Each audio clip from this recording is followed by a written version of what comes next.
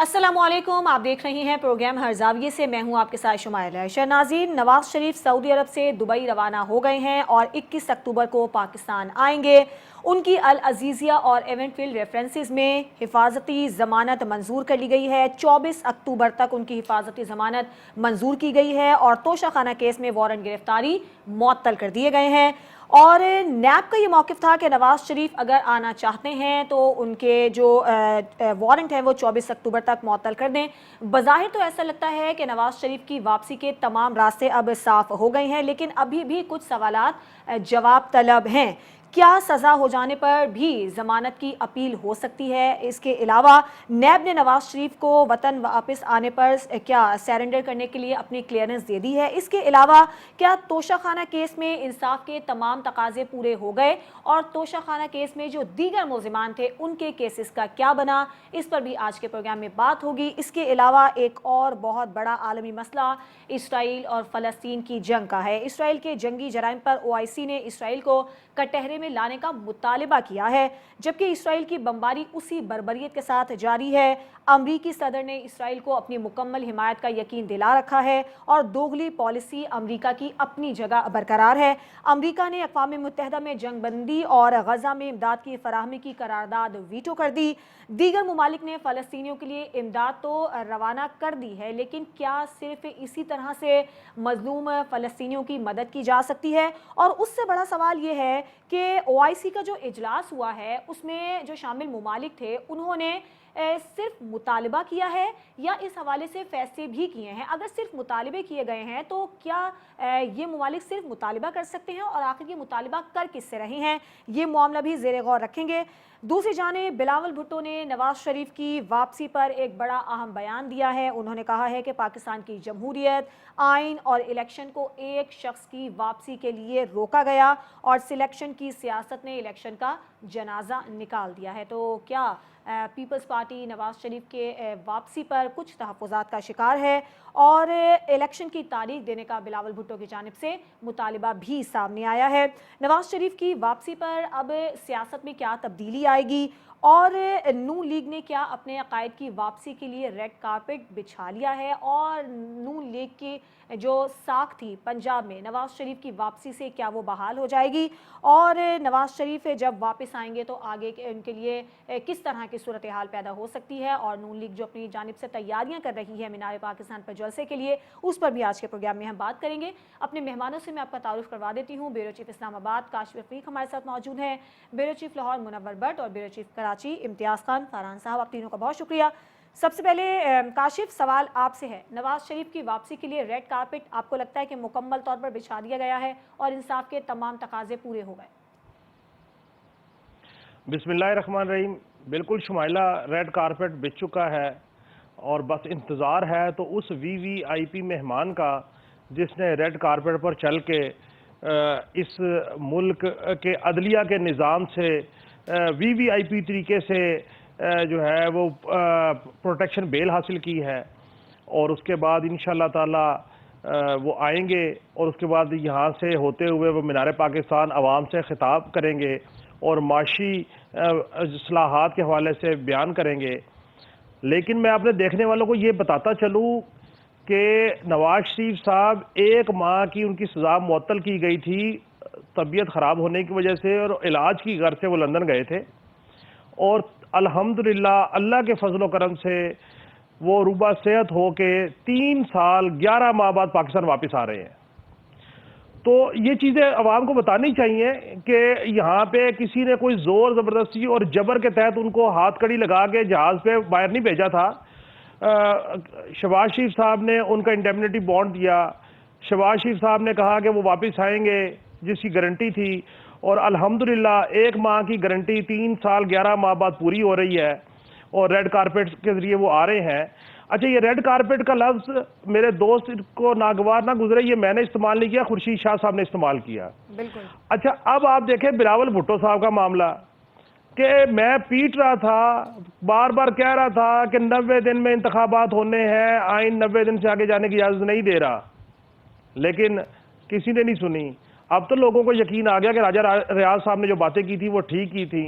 اب سردی کا موسم ہے, گرمی نہیں ہے, اگر کوئی 15-20 دن 10 دن 20 دن کے لیے جیل جانا پڑے تب بھی کوئی اعتراض نہیں. اور اگر دیکھیں ہمارے ایکس پرائم منسٹر 3 دفعہ رہے ہیں, اگر ان کے لیے اس کو رائیونڈ کو سب جیل قرار دے دیا جائے, کسی ہاسپٹل کو سب جیل قرار دے دیا جائے فار ٹائمنگ, جب تک ان کی permanent bails after bails arrest bail نہیں ہوتی اور ان کی سزا میں جو بیلز ہیں وہ نہیں ہوتی, تو کوئی مذائقہ نہیں ہے کہ مطلب انہوں کے ساتھ ایک زیادتی ہوئی ہے. اور نون لیگ والے کہتے ہیں کہ شدید زیادتی ہوئی ہے, اور زیادتی کرنے والے بھی جنرل باجوہ جنرل فیض تھے, اور مجھے کیوں نکالا کا نعرہ بھی جنرل فیض اور جنرل باجوہ کے اگینسٹ تھا, اور پھر مجھے اقتدار میں کیوں ڈالا وہ بھی جنرل فیض اور جنرل باجوہ صاحب کی ہی وجہ سے تھا. تو یہ حقائق بھی مجھے بڑی امید ہے کہ نواز شریف صاحب چونکہ تاریخ سے انہوں نے بہت سبق سیکھا ہوگا, یہ عوام کو بتائیں گے کہ آیا جب باہر تھے بیمار گئے تو وہ منشا سے گئے, کس طریقے سے گئے, پھر واپس کس طریقے سے آ رہے ہیں. لیکن صرف ایک بات آپ کو میں بتا دوں شمائلہ, آپ زبردستی ریڈ کارپٹ بچھا لیں, وی وی آئی پی طریقے سے پروٹیکٹیو بیلے لے لیں, آپ منار پاکستان سے خطاب کر لیں, عوام بیوقوف نہیں ہے. عوام کو ہر چیز یاد ہے, کس نے کیا کیا کیا اس ملک کے ساتھ, اس ملک کے نظام کے ساتھ. میرا صرف ایک ہی بات ہے, میری ایک ہی اپریہنشن ہے کہ خدا را جن سے آپ فیور لیتے ہیں نا مشکل میں, جب آپ مشکل میں آتے ہیں تو ان کا گربان نہ پکڑا کیجیے. اور یہ نون لیگ کا وتیرہ رہا ہے. ٹھیک ہے. اچھا منور صاحب, آپ ہمیں بتائیے, نواز شریف کی واپسی کے تمام راستے صاف ہو گئے ہیں, اور کیا ان کی واپسی سے اب پاکستانی عوام کے مسائل سے جو ہیں جان چھوٹنے والی ہے, جو کہ نون لیگ کا ایک بیانیہ بھی ہے؟ مجھے تو اس بات کی بہت توقع ہے کہ اب ملک میں جو معیشت گرو کرے گی, بزنس چلے گا, عوام کے مسائل حل ہوں گے, لوگوں مہنگائی کم ہوگی, ڈالر مزید نیچے آئے گا, سونے کی قیمت نیچے آئے گی, اشیاء فروغ کی قیمتیں بھی نیچے آئیں گی.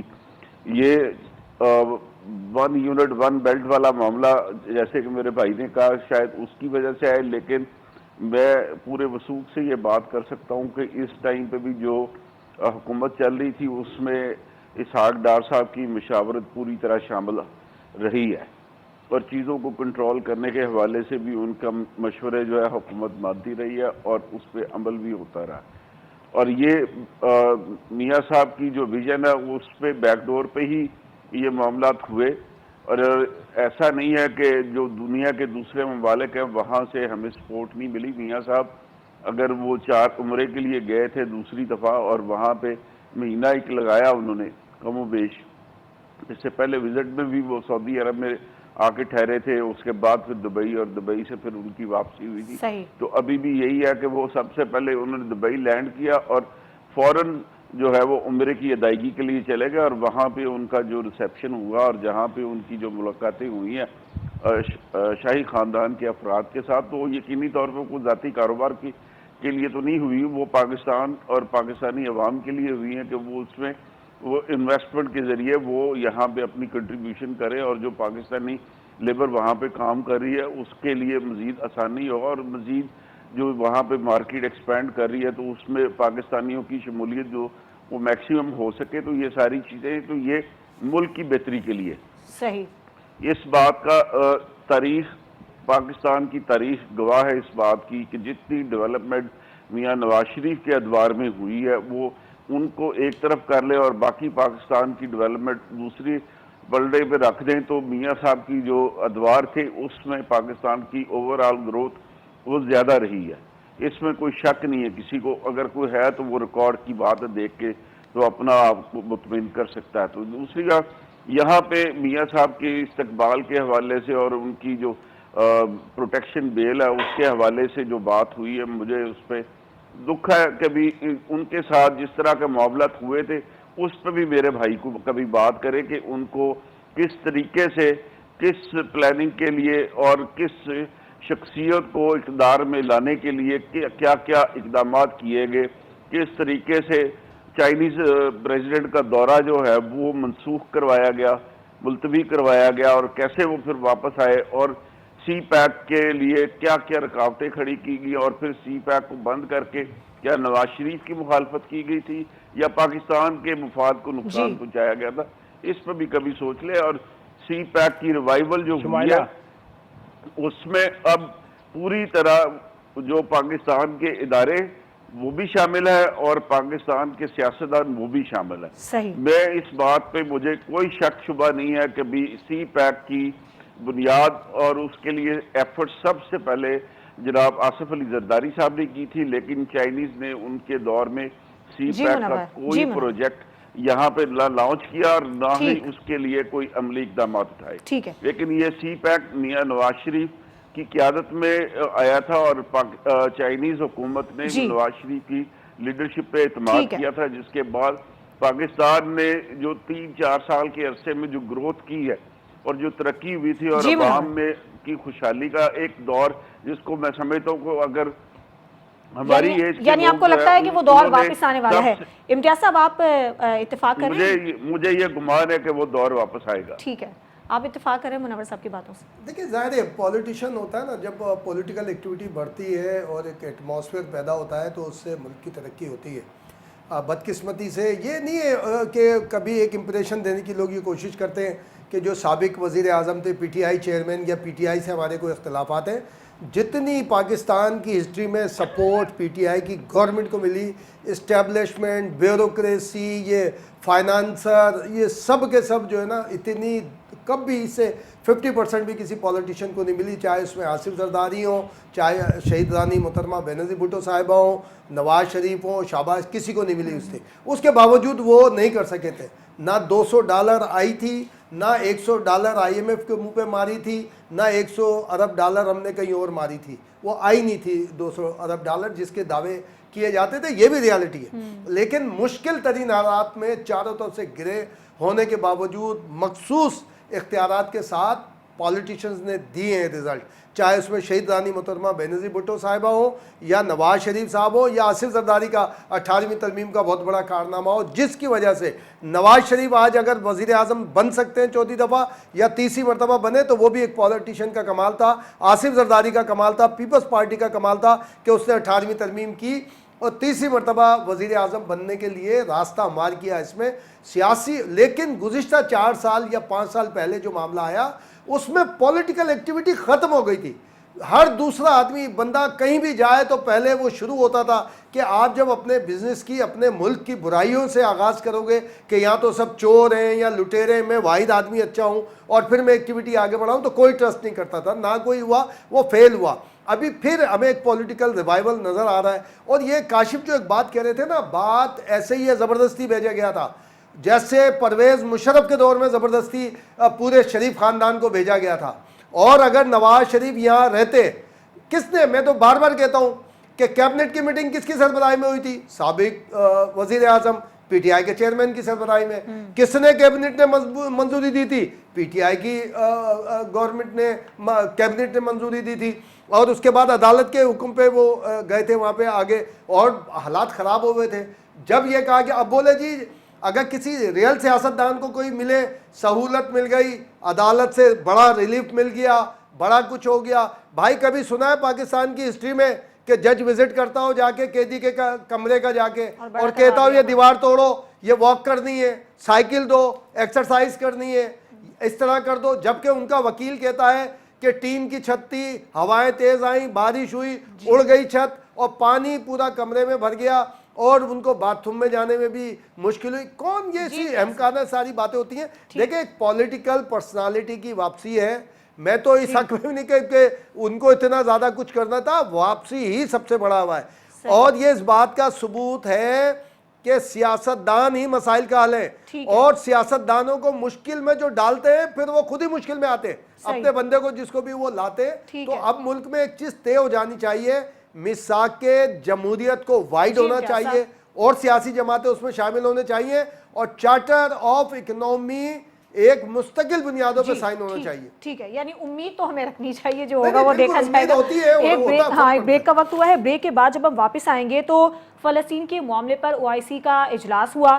اس اجلاس میں صرف مطالبہ ہی کیا گیا، آخر فیصلے کیوں نہیں؟ اس کے پیچھے کیا وجوہات ہیں؟ اس پر بات ہوگی ایک بریک کے بعد.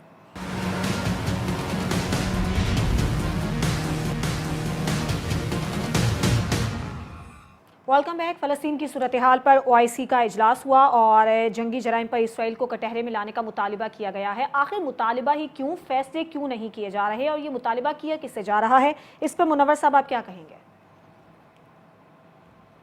شمائلہ میں اپنی بات سمجھانے کے لیے نا ایک لوکل لیول کی ایک مثال دوں گا. اگر ایک محلے میں ایک تھانے دار صاحب رہ رہے ہوں اور اس کے نیبر میں بہت کمزور آدمی رہ رہا اور وہ اس کو مارے, تو محلے دار کیا اس بچے یا کمزور آدمی کو بچانے کے لیے تھانے دار کے ساتھ دشمنی لیں گے؟ یا وہ کہے گا کہ یار بس کرو یار, بچے نو بڑا مار لیا, غریب آدمی نو بڑی مار پائے گی, چلو معاف کر دے اور دوبارہ غلطی نہیں کرے گا. اس طرح کا معاملہ ہوگا. یا وہ سارا اہل علاقہ وہ ایس ایچ او کے خلاف جو ہے وہ کھڑے ہو کے کہے گے تیری ایسے کی تیسی, تم نے ایک غریب آدمی کو مارا. یہ آپ اسی مثال سے آپ سمجھ لیں کہ دنیا کا رویہ کیا ہوگا. فلسطین میں ایک غریب کو مار پڑ رہی ہے, کمزور کو مار پڑ رہی ہے, طاقتور اپنی طاقت کا مظاہرہ کر رہا ہے, اور دنیا جو ہے وہ مار کھانے والوں سے ہمدردی کر رہی ہے, اس کے لیے راشن دے رہی ہے, جو زخمی ہیں ان کے لیے دوائیاں دے رہی ہے, جو گرم کپڑے دے رہی ہے, اس طرح کی چیزیں دے رہی ہے, چلو تھوڑی سے ان کے زخم جو ہے نا وہ مندمل ہو جائیں اس سے. لیکن وہ مارنے والے کے خلاف کبھی کھڑے نہیں ہوں گے. یہ اسلامک ورلڈ جو ہے دو حصوں میں بٹا ہوا ہے, سب کو پتہ ہے, اس میں کوئی راکٹ سائنس نہیں ہے. ایک بلاک کو ایران لیڈ کر رہا ہے, دوسرے کو سعودی عرب کر رہا ہے. تو وہاں پہ جو فلسطین کے جو زیادہ آبادی ہے وہ مسلکی اعتبار سے وہ ایران کے ساتھ ہے, تو وہ ایران ان کی بہت زیادہ حمایت کا اعلان کرتا ہے. لیکن کیا ایران نے وہاں پہ اپنی فوج بھیجی؟ میرا نہیں خیال. دوسری طرف سعودی عرب ہے. سعودی عرب نے جس کے پاکستان سے برادرانہ تعلقات جو ہیں وہ بڑے طویل ہیں, اس نے پاکستان میں انویسٹمنٹ کیا یا انڈیا میں کیا, اس کو آپ دیکھ لیں تو وہاں پہ اس $100 بلین سے زیادہ کی انویسٹمنٹ جو ہے وہ سعودی عرب انڈیا میں کر چکا ہے اور مزید کرنے جا رہا ہے, جبکہ ہمارے ہاں انہوں نے $10 بلین کی انویسٹمنٹ کرنے کا وعدہ کیا, جو کہ ابھی تک اس کا آغاز نہیں ہو سکا. تو سعودی عرب جو دوسرے جو ہے اپنا مسلم کمیونٹی جس کو لیڈ کر رہا ہے, اس نے بھی سوائے مذمت کے کوئی کام نہیں کیا. بالکل. اگر سعودی عرب اس معاملے میں اس حد تک وہ ریلکٹنٹ ہے گا تو آپ اندازہ کر لیں کہ جو اسلامک ورلڈ کی لیڈرشپ ہے وہ آپس میں نہ صرف تقسیم ہے بلکہ ان کی عملی حمایت کے حوالے سے ریلکٹنٹ بھی ہیں. تو پھر باقی دنیا میں صرف یورپ اور امریکہ کے لوگ ہی رہ جائیں گے جو کہ جہاں پہ انسانی حقوق کی پاسداری کی جاتی ہے, جہاں پہ ایک کتا بھی اگر کوئی روڈ پار کرتے ہوئے گاڑی کے نیچے آ جائے تو لوگ اس کا بھی افسوس کرتے ہیں. تو یہاں پہ جو انسانی جانیں ضائع ہوئی ہیں اور جو لوگ زخمی ہوئے, عورتیں, بچے, بڑے بوڑھے, سب اس کے حوالے سے آپ دیکھیں کہ سب سے زیادہ پروٹیسٹ وہ یورپ اور امریکہ کے ممالک میں ہو رہا ہے. بالکل ٹھیک. جبکہ اسلامک ورلڈ میں سوائے مذمتی قراردادوں کے کچھ نہیں ہو رہا, چونکہ وہ طاقتور ملکوں میں بیٹھے ہوئے اس لیے وہ کر رہے.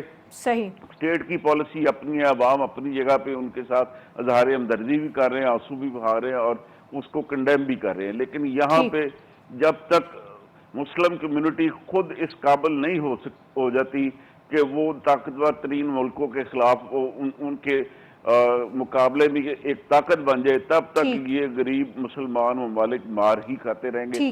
چاہے ان کے پاس دولت, تیل کی دولت ہو یا سونے کی دولت ہو یا گیس کی دولت ہو, جب تک یہ ٹیکنالوجی میں اپنے آپ کو امپاور نہیں کرتے تب تک یہ ان کو ماری پڑے. یعنی اتحاد کی دولت سے فی الحال ابھی یہ محروم ہیں. کیا کہیں گے امتیاز صاحب؟ بھائی میں تو بار بار ایک ہی بات کرتا ہوں, جو پڑھتا ہوں, بزرگوں میں بیٹھتا ہوں, کہ حکمت کے بغیر کچھ بھی نہیں کر سکتے. جذباتی اظہار نہیں کرنا چاہیے کہ جناب ہم یہ ہو گیا. دیکھیں فلسطین کی کمیونٹی نے ثابت کیا ہے خود کو بہادر, جری, عقل مند, ہر معاملے میں وہ پرفیکٹ ہے, آگے آئے ہیں. آپ دیکھیں کہ جب یہ بومبنگ دکھاتے ہیں ساری چیزیں, تو آپ دیکھیں غزہ کے اندر لگتا ہے کہ لیٹسٹ یعنی کہ ایک ترقی یافتہ قوم ہے, ترقی پذیر قوم نہیں. آپ دیکھیں ان کے آپ ساری اکوپمنٹس دیکھیں آپ آگے. اور صرف یہ فلسطین میں صرف غزہ نہیں ہے, اس کے بیت العلم اور اس سمیت کوئی بڑے بڑے میں 5-6 اور شہر بھی ہیں یا صوبے کے لیں, جو بھی آپ کہہ لیں. اگین آپ نے فلسطین کے صدر کا کوئی اسٹینڈ, جو فلسطین ایک ایڈمنسٹریشن ایکسیپٹ کی گئی ہے ورلڈ وائڈ, یعنی UN کے اندر ایک ایڈمنسٹریشن کے طور پہ اس کو ایکسیپٹ کیا گیا ہے. آپ نے اس ایڈمنسٹریشن کے صدر کا کوئی اسٹیٹمنٹ سنا ہے, ان کے کسی منسٹر کا کوئی سنا ہے؟ ہمیں یہ اسٹیبلش کرنا پڑے گا دنیا میں کہ یہ فلسطین اور اسرائیل کی جنگ ہے, یہ فلسطین کے ساتھ زیادتی ہو رہی ہے. وہاں ہمارے یہاں ساری دنیا میں یہ چل رہا ہے کہ حماس نے حملہ کیا. کیا آپ نے میں نے اور ہم نے خبر پہ تالیاں نہیں بجائی تھیں یا خبر نہیں چلی تھی کہ حماس کا معاملہ 5000 راکٹ فائر کر دیے اور بڑا یہ ساری چیزیں. یہ اس وقت ہمیں اس وقت بھی حکمت کا ایک مظاہرہ کرنا چاہیے تھا. تو دنیا بھر میں وہ خبر چھپی, یہ نہیں چھپی کہ فلسطین کا اسرائیل پہ حملہ یا فلسطینیوں کا اسرائیل کے اوپر حملہ. تو یہ چیزیں بھی ریالٹی سے ہمیں آگے چلنا چاہیے. اب کیا سعودی عرب یمن سے جب جھگڑے چلتے تھے تو یمنی ایک جو 2 گروپ وہاں ریاض میں اور سب آئے تھے, تو کیا دنیا کھڑی ہوئی تھی یمن کے ساتھ یا اس کے ساتھ؟ بولتے تھے کہ بھئی یمن کے جو باغی ہیں, وہ جو یمن کے اندر جھگڑے ہوئے باغیوں نے ادھر حملہ کر دیا ادھر حملہ کر دیا. ہمیں ساری ریالٹیز کے ساتھ آگے بہادر جری عقل مند قوم جو ہے نا, اس کو ہمیں یوٹیلائز کرنا چاہیے, یوز نہیں کرنا چاہیے.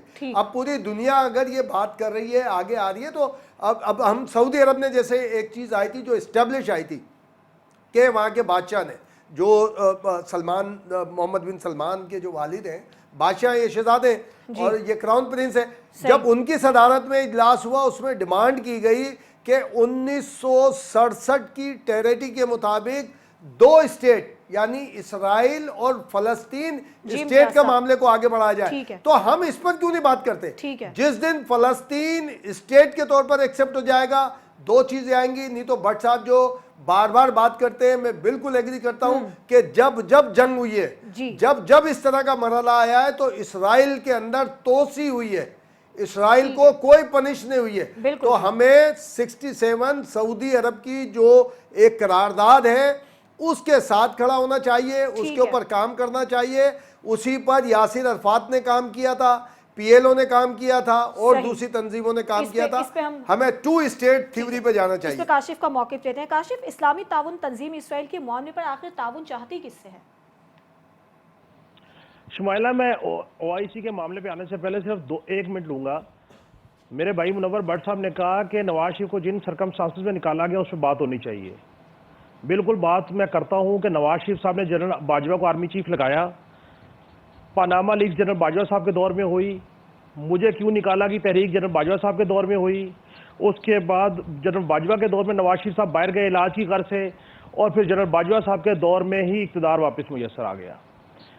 دوسری بات, اسحاق ڈار صاحب آج نگران سیٹ اپ کو اگر ان پٹ دے رہے ہیں کہ ڈالر 280 پہ آ گیا, سونا نیچے آ گیا, پیٹرول نیچے آ گیا, تو یہ میرے لیے بڑی سرپرائزنگ ہے کہ اسحاق ڈار صاحب اپنے دور پہ تو کر نہیں سکے, ڈالر امپورٹ کروا رہے تھے, اور آج وہ ان پٹ دے رہے ہیں. اور میرے لیے اس سے بڑی سرپرائزنگ یہ ہے کہ اسحاق ڈار صاحب آرمی چیف صاحب کو مشورہ دے رہے ہیں کہ آپ یکسو پالیسی لے کے چلیں, کیونکہ یہ پالیسی تو آرمی چیف صاحب جنرل عاصم منیر صاحب نے دی تھی کہ کسی کارٹل کے کوئی خلاف کسی قسم کی بھی بلا تفریق کارروائی ہوگی. تیسری بات غزہ کی, دیکھیں میں بالکل اس بات پہ کنونس ہوں. شمائلہ, یہاں پہ میں جو بھی چھوٹی سی بات کروں گا, ذرا یہ میرے بھائی بتا دے کہ اسحاق ڈار کے دور میں ڈالر کی پرائس کیا تھی؟ جی کاشف. سر, اسحاق ڈار صاحب کے دور میں ڈالر کی پرائس 280 روپے نہیں تھی. ٹھیک, اچھا اب جی جو او آئی سی کا معاملہ ہے, دیکھیں او آئی سی کے معاملے کو اگر دیکھیں تو او آئی سی کے معاملے پہ دیکھیں اسلامک ممالک جو ہے ان کے اندر سٹرینتھ کیوں نہیں ہے, کیونکہ اسرائیل نے ہر ملک کو ٹارگٹ کر کے اس کی معیشت کو جکڑا ہوا ہے. اور اگر پاکستان کے کانفلکٹ کو, پولیٹیکل کانفلکٹ کو اٹھا لے پچھلی 2 دہائیوں کے, یعنی کہ مشرف صاحب کے بعد سے جو سو کال جمہوریت ریسٹور ہوئی, اور اس کے بعد پیپلز پارٹی کا دور, پھر نون لیگ کا دور, پھر تحریک انصاف کا دور, اور پھر نون لیگ کا یا پی ڈی ایم کا دور, ان تمام کے نیچے ایک ہی مت تھی کہ اسرائیل یہ منورنگ کر رہا تھا کہ کسی طریقے سے پاکستان اسرائیل کو تسلیم کر لے.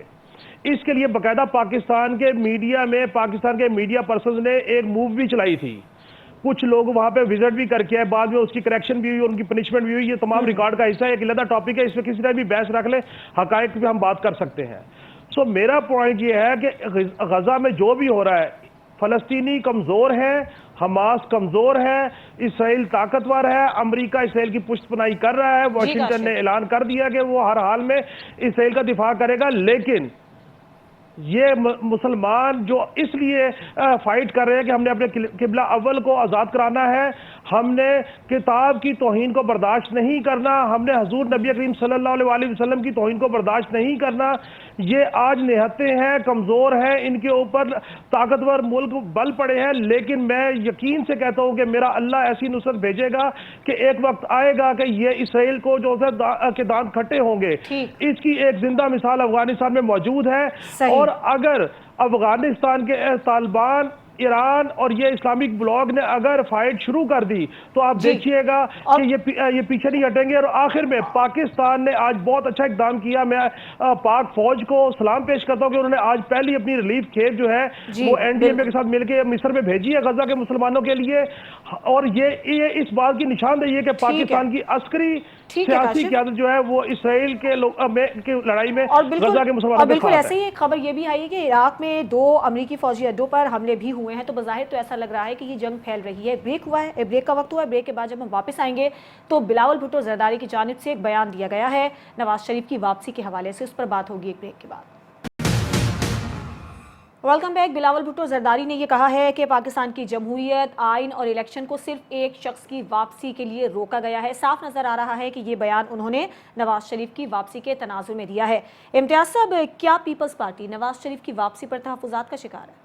دیکھیں، واپسی پر نہیں ہے تحفظات کا شکار۔ جو بات ہوتی ہے، کل بھی جو ایک بہت بڑا پروگرام ہوا تو اس وقت ہم موجود تھے، اس سے پہلے بھی اور بعد میں بھی رہے، تو اس طرح کوئی تحفظات کا نہیں ہے۔ کوئی بات ہے کہ الیکشن کے اوپر تحفظات کا اظہار ہے، اور یہ پہلی دفعہ بلاول نے نہیں کہا ہے۔ آپ کو یاد ہوگا کہ جب وہ سندھ کا دورہ، کراچی سے انہوں نے دورہ شروع کیا تھا اور اس لاہور تک وہ گئے تھے، تو انہوں نے آغاز میں یہی کہا تھا کہ بھائی یہ شیڈول کا اناؤنس کیا جانا چاہیے، الیکشن شیڈول کا اناؤنس کریں آپ جو بھی۔ اور پھر اس وقت آپ کو یاد ہوگا ایک آیا معاملہ کہ نہیں جناب وہ 90 دن والا بھی آیا، پھر دوسرے معاملے آتا ہے کہ نہیں جی الیکشن کمیشن کی نہیں ہے، تو صدر کا ایک لیٹر آ گیا، تو اس پر بھی بلاول نے وضاحت تو نہیں، ان سے سوال کیا گیا تو اس میں نے کہا نہیں، یہ اختیار صرف الیکشن کمیشن کے پاس ہے کہ وہ شیڈول کا اناؤنس کرے اور ہم اسی کو مانیں گے۔ وہ یہ کہتے ہیں کہ جی شیڈول کا اناؤنس کریں، جو بھی کرنا ہے آگے جس طرح سے بھی۔ اب اس کے بعد الیکشن کمیشن، ابھی 2 دن پہلے بھی کراچی میں اجلاس تھا، چیف سیکریٹریٹ میں ہوا تھا، اور اس میں یہی ساری چیز دیکھی گئی، اور پھر اس پہ الیکشن کمیشن کی وضاحت بھی آئی تھی کہ جناب ہم چونکہ حلقہ بندی ہم دیکھ رہے ہیں، اس کے بعد ہوگا اب 30 نومبر کا آگے کہ 30 نومبر، تو ان کی واپسی کا تحفظ نہیں، وہ ایک ریفرنس کے طور پر ضرور ہے۔ جو سمجھ ہے، ہماری سمجھ آ رہی ہے کہ بھائی وہ آئے، اب واپس آئیں تو اب اعلان کیا جائے گا کہ جی آگے اس وقت تک وہ کلیئر ہوں نہیں ہوں، کیا معاملات ہو، تو میں نہیں سمجھتا کہ ان کی جس سے انہوں نے کہا تو انہیں نہیں ظاہر ہے ایک ریفرنس کے طور پہ کہا ہے نا، لیکن کبھی بھی آپ دیکھیں کہ بلاول بھٹو تو وہ ہیں جنہوں نے پی ٹی آئی کے چیئرمین کی حمایت میں باتیں کی ہیں کہ اس طرح کی زیادتی نہیں ہونی چاہیے۔ انہوں نے متحدہ قوم کے بانی کے حوالے سے باتیں کی تھی کہ بھائی اس طرح نہیں ہونا چاہیے، اور انہوں نے کہا تھا کہ پابندی، یعنی جب پی ٹی آئی چیئرمین پہ پابندی لگی میڈیا پہ، انہوں نے بولا اس طرح کام نہیں ہونا چاہیے تھا۔ تو یہ ایک سیاست میں اسی طرح ہوتا ہے، تنقید ہوتی ہے، کسی کی تضحیق نہیں ہوتی۔ جب آپ تضحیق کے پہلو پر آتے ہیں تو پھر اختلافات بہت زیادہ بڑھتے، تو انہوں کی ایک تنقید ہے اور ان کا رائٹ بنتا ہے کہ بات کریں۔ نواز شریف کا دے دیا، ٹھیک ہے۔ منور صاحب، بلاول کے بیان کو آپ کیسے دیکھ رہے ہیں؟ اگر منور بھائی مجھے صرف ایک اجازت دیں، منور صاحب، آپ کل جو ایک ملاقات تھی رؤوف حسن صاحب کی، جو فوکل پرسن ہے اس وقت پی ٹی آئی چیئرمین کے، اور بیرسٹر عمیر کی، تو کل ہمیں اس میں تھوڑا وہ کرنا تھا، لیکن اس میں ڈیولپمنٹ یہ ہے کہ نواز شریف کی آمد کے بعد پاکستان میں ایک اور بڑا موو ہونے جا رہا ہے، جس کا initiator president of Pakistan doctor Arif Alvi ہیں۔ میسج کمیونیکیٹ ہو گئے اور شاید 1-2 دن میں ایڈوکیسی بھی شروع ہو جائے گی، اور ہو گئی ہوگی شاید۔ جی بٹ صاحب بہت شکریہ۔ جی یہ ذرا رؤوف حسن کا پروفائل بھی چیک کر کے مجھے بتائیے گا کہ اس کا مسلم لیگ نون کے ساتھ کیا تعلق ہے۔ رؤوف حسن صاحب جو ہے وہ فواد حسن فواد کے سگے بھائی ہیں، اور فواد صاحب جو ہے نا فیڈرل منسٹر ہے، غیر جانبدار، اور یہ رؤوف صاحب ان کے بھائی جو ہے وہ پی ٹی آئی کے ترجمان ہیں اس ٹائم پہ۔ ٹھیک ہے شمائلہ، میں آپ کا سوال جو ہے وہ مس کر گیا۔ اچھا منور، سوال یہ تھا کہ بلاول جو کہہ رہے ہیں کہ پاکستان کی جمہوریت، آئین اور الیکشن کو نواز شریف کی واپسی کے لیے روکا گیا ہے، آپ اس بیان کو کیسے دیکھ رہے ہیں؟ کیا تحفظات کا شکار ہے پیپلز پارٹی؟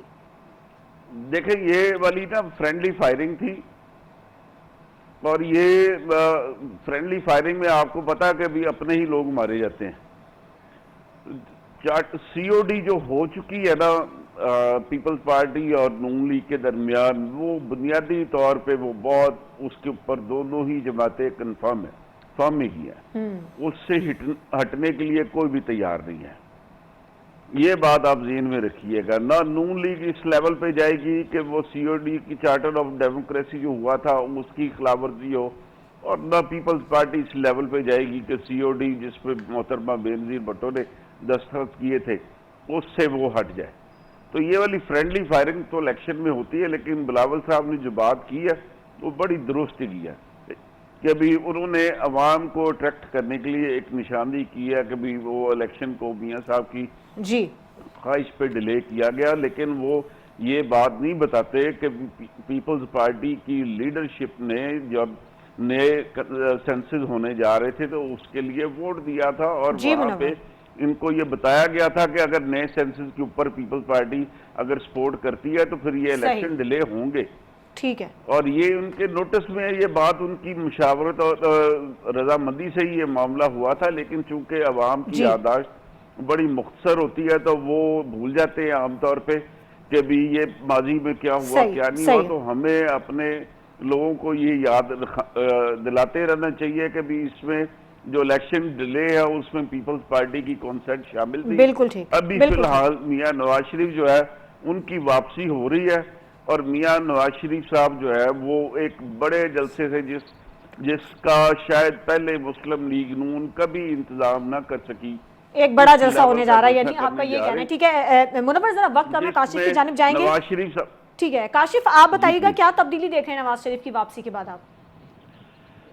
دیکھیں, نواز شریف صاحب کی واپسی کے بعد سب سے بڑی تبدیلی یہ ہوگی کہ نون لیگ کی وہ لیڈرشپ جو شہباز شریف صاحب کو اپنا لیڈر ماننے کو تیار نہیں ہے, جو مریم نواز صاحبہ کے نیچے کام کرنے کو تیار نہیں ہے, وہ ساری لیڈرشپ نواز شریف ان کو انٹیکٹ کریں گے. یہ وہ لوگ ہیں جو 35 سال سے 30 سال سے نواز شریف کے سیاسی سفر کے ساتھی ہیں. دوسری جو تبدیلی آئے گی وہ یہ کہ نون لیگ کی پوزیشن اس لیے بہتر ہو گئی کہ نون لیگ یہ چورن بیچنے کی کوشش کرے گی کہ چونکہ نواز شریف صاحب کی جب وزیر اعظم رہے ہیں تو بڑی ڈیولپمنٹ ہوئی ہے, اور شہباز شریف صاحب اس کا رزلٹ دے سکے, اور جس پہ پرابلم آئے گا. تیسری بات یہ ہے کہ نواز شریف صاحب جو ہیں جب یہاں پہ خود موجود ہوں گے تو پیپلز پارٹی اور دیگر جو سیاسی جماعتیں ہیں جن کے ساتھ اتحاد کی بات تھی ان کی جو پوزیشن ہے وہ نیچے ہوگی. چونکہ نواز شریف صاحب کا موبلائزیشن کرنا الیکشن کی کمپین چلانے میں شہباز شریف صاحب اور مریم نواز صاحبہ کی کمپین چلانے میں زمین آسمان کا فرق ہے. مریم کی کمپین میں بلاول کا انفلوئنس ہو سکتا تھا سم ہاؤ, لیکن نواز شریف صاحب کی کمپین کی ٹکر جو ہے وہ ایک ہی شخص دے سکتا ہے پنجاب میں, بالخصوص وہ چیئرمین تحریک انصاف ہے جو پابند سلاسل ہیں. تو یہ ایک مائلیج ہے, اور نواز شریف صاحب یہ کوشش کریں گے کہ پنجاب بھی ہمارے پاس آئے اور مرکز بھی ہمارے پاس آئے, اور استحکام پاکستان پارٹی جو ہے وہ اس کو ہم اپوزیشن کا رول دے دیں اگر پیپلز پارٹی نے حکومت میں جوائنٹ ہینڈ کرنا ہے. ادروائز پیپلز پارٹی اپوزیشن میں ہوگی اور استحکام پاکستان پارٹی نون لیگ کے ساتھ حکومت میں ہوگی. ٹھیک ہے, پروگرام کا وقت ختم ہو گیا. میں آپ تینوں کا بہت شکریہ ادا کرنا چاہوں گی. اب دیکھیں گے کہ بڑی واپسی کے بعد ملک میں کیا بڑی بڑی تبدیلیاں آتی ہیں. آج کے پروگرام سے اجازت دیجیے, اللہ حافظ.